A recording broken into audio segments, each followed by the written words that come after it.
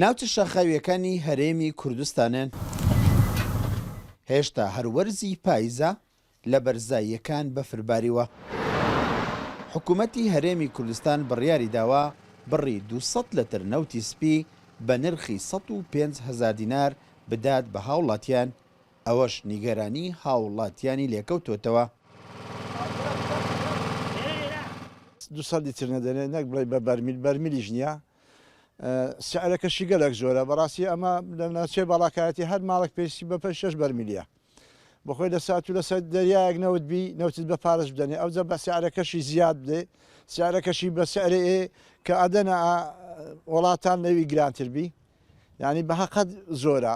ئەمە ئێستا خەڵک دەستی بەدار بڕینێ کردیە، لە ئێستاوە خەڵک ئەموری دار بڕین و دار دویز و دار سێ و باخچەیە بڕی ئیوە مستینەکەوی ئەچیداری تکا بڕی بە شێوێ دەینی بە ڕۆژێ دەینی شروسی منتیقەکەشیان باڵەکەشیان تێکدایە. ئێستا یەک بەرنەوت دابەشەکە ئەویش هەم نرخەکەی زۆرە، هەم بڕی نەوتەکەی کەمەکە، تەنها 200 لتر دابەشەکە و نرخەکەشی کە سەروی 100,000 دینارە 105,000 دینار ئەوە بڕێکی زۆرە. جیاوازی نرخەکەی لەگە نرخی بازرگانی و بازار تەنها 45,000 دینارە وای کردێکە خەڵک لە پێناوی دابینکردنی سوتەمەنی پەناباتە بەر داربڕینەوە.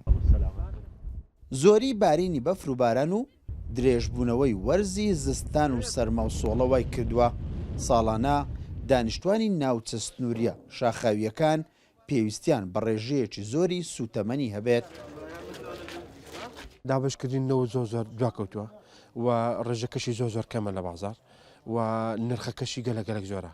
ئەمە بۆ ئەوی کە نیگەرانێکی زۆر لەنان لەم دەڤەرە درژ بکرێت بە حکومیەوەی کە ئێمە خەڵکێکی زۆرمان هەیە، موچیان نیە و ئەوەی موچەشی هەیە موچەکەی دواکەوتووە.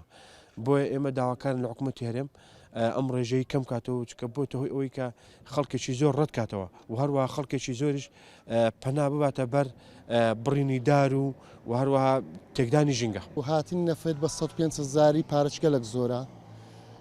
بەنات ساری خەڵک دەوی هانای بۆ لۆ دار و باری باو دار و باری بە بڕۆ سروشتە جوانی تێکدات داری بەرداتەوە.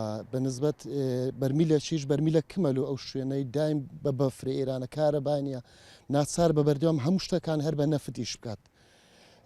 بەڕاستی بەرمیلەکیش زۆر کمەلو ئێرانە و پارەکەشی گەلک زۆرە.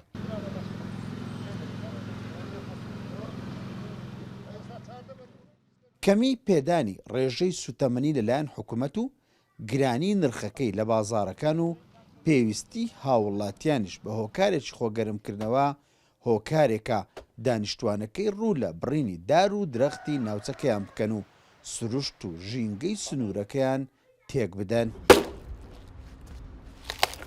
ئیسماعیل عوسمان، کورسات نیوز، ناوچە شاخاویەکانی هەرێمی کوردستان.